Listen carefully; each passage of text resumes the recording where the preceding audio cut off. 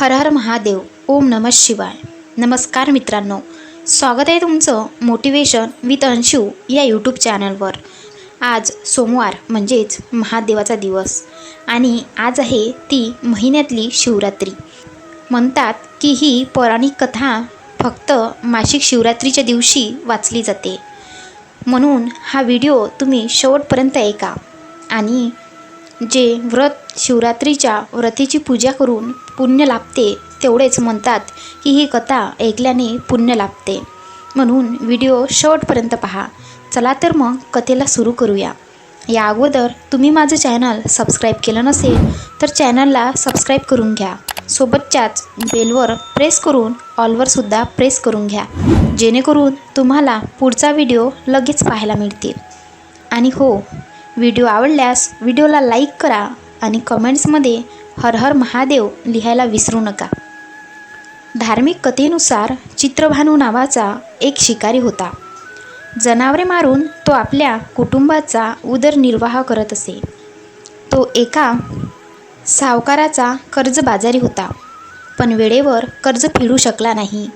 संतापलेल्या सावकाराने शिकारीला शिवमठात कैद केले. योगायोगाने त्या दिवशी शिवरात्री होती. शिकारी ध्यान करत असताना शिवाशी संबंधित धार्मिक चर्चा ऐकत राहिला. चतुर्दशीला त्यांनी शिवरात्रीची कथा, शिवरात्र व्रताची कथाही ऐकली. संध्याकाळ होताच सावकाराने त्याला आपल्याजवळ बोलावले आणि कर्ज फेडण्याबाबत बोलले. दुसऱ्या दिवशी संपूर्ण कर्ज परत करण्याचे आश्वासन देऊन शिकारीला बंधनातून मुक्त करण्यात आले. रोजच्या दिनक्रमानुसार तो शिकारीसाठी जंगलात गेला. मात्र दिवसभर कारागृहात असल्याने त्याला भूक व तहान लागली होती. भक्ष्याच्या शोधात तो खूप दूर गेला. अंधार पडल्यावर रात्र जंगलात काढावी लागेल असे त्याला वाटले. तो जंगलातील तलावाच्या काठी असलेल्या बेलाच्या झाडावर चढला आणि रात्र निघण्याची वाट पाहू लागला. बेलाच्या झाडाखाली एक शिवलिंग होते, जे बेलाच्या पानांनी मढवले होते. हंटर व्यक्ती शोधू शकला नाही. छावणी बनवताना त्याने तोडलेल्या फांद्या चुकून शिवलिंगावर पडल्या. अशा प्रकारे दिवसभर भुकेल्या तहानलेल्या शिकारीचे व्रत पाळण्यात आले आणि शिवलिंगावर बेलाची पानेही टाकण्यात आली. रात्री 1 वाजल्यानंतर एक गाभण हरीण पाणी पिण्यासाठी तलावात आली. शिकारीने धनुष्यावर बाण टाकून तार ओढताच हरीण म्हणाली, "मी गरोदर आहे. मी लवकरच वितरित करीन. तुम्ही एकाच वेळी 2 जीव मारणार आहात, जे योग्य नाही. मी लवकरच एका मुलाला जन्म देईन आणि तुझ्यासमोर येईन.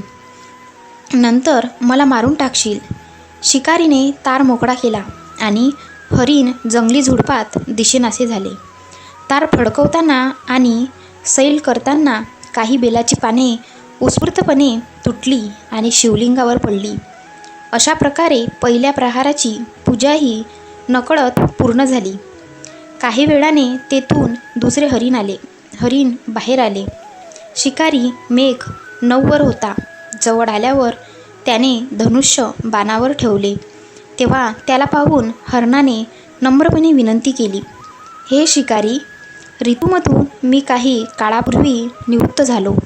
मी वासनांध पदवीधर आहे. मी माझ्या प्रियकराच्या शोधात भटकत आहे. मी माझ्या पतीला भेटेन आणि लवकरच तुझ्याकडे येईन." शिकारीने त्यालाही जाऊ दिले. दोनदा शिकार गमावल्याने तो अस्वस्थ झाला. तो सर्व प्रकारच्या विचारात होता. रात्रीच्या शेवटचा तास होता. यावेळीही धनुष्यबाण लागल्याने काही बेलाची पाने शिवलिंगावर पडली आणि दुसऱ्या टप्प्याची पूजाही पूर्ण झाली. तेवढ्यात दुसरी हरीण तिच्या मुलांसह तिथून गेली. शिकारीसाठी ही सुवर्ण संधी होती. धनुष्यावर बाण चढवण्यात त्यांनी वेळ वाया घालवला नाही. तो बाण सोडणारच होता तेव्हा हरीण म्हणाला, "अरे शिकारी, या मुलांना त्याच्या वडिलांच्या ताब्यात देऊन मी परत येईन. यावेळी मला मारू नका." शिकारी हसला आणि म्हणाला, "माझ्यासमोर शिकार सोडण्यासारखा मी मूर्ख नाही. मी यापूर्वी 2दा माझी शिकार गमावली आहे. माझ्या मुलांना भूक आणि तहान लागली असेल."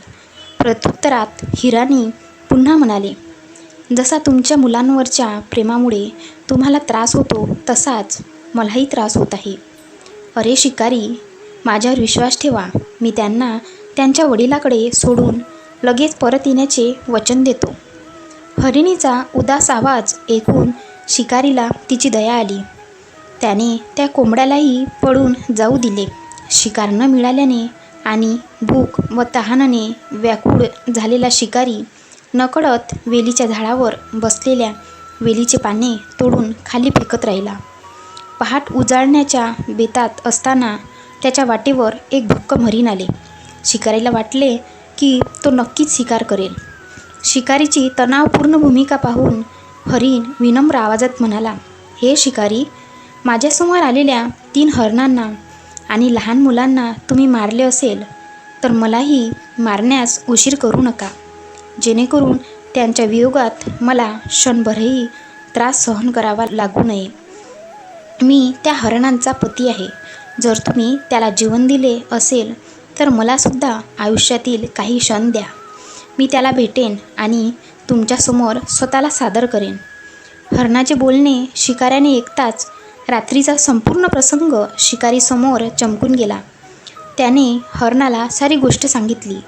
तेव्हा मृग म्हणाला, ज्याप्रमाणे माझ्या 3 बायका वचनाप्रमाणे गेल्या आहेत, त्याप्रमाणे माझ्या मृत्यूमुळे त्या त्यांच्या धर्माचे पालन करू शकणार नाहीत. म्हणून ज्याप्रमाणे तुम्ही त्याला विश्वासपात्र म्हणून सोडले आहे, त्याचप्रकारे मला जाऊ द्या. या सर्वांसह मी लवकरच तुमच्यासमोर हजर होणार आहे. शिकारीने त्यालाही जाऊ दिले. अशी सकाळ झाली. उपवास, रात्रीची जागर आणि शिवलिंगावर बेलपत्र अर्पण करून शिवरात्रीची पूजा नकळत पूर्ण झाली. पण नकळत केलेल्या उपासनेचे फळ त्याला लगेच मिळाले. शिकारीचे हिंसक हृदय शुद्ध झाले. देवाची शक्ती त्याच्यामध्ये राहिली. काही वेळाने हरीण आपल्या कुटुंबासह शिकारीसमोर हजर झाले, जेणेकरून तो त्यांची शिकार करू शकेल. परंतु वन्य प्राण्याबद्दलची सत्यता, प्रामाणिकपणा आणि सामूहिक प्रेम पाहून शिकारीला खूप अपराधी वाटले. त्यांनी हरण कुटुंबाला जीवदान दिले. नकळत शिवरात्रीचे व्रत पाळल्याने शिकारीला मोक्ष आणि शिवलोक प्राप्त झाले. जसे शिकारीला मोक्ष आणि शिवलोक प्राप्त झाले तसे तुम्हा आम्हा पण हो. ओम नमः शिवाय. ओम नमः शिवाय. ओम नमः शिवाय. ओम नमः शिवाय. ओम नमः शिवाय. कथा कशी वाटली कमेंट्समध्ये नक्की सांगा आणि हर हर महादेव लिहायला विसरू नका. चला तर मग भेटूया पुढच्या व्हिडिओमध्ये. तोपर्यंत हसा आणि हसवत राहा, नेहमी आनंदी राहा.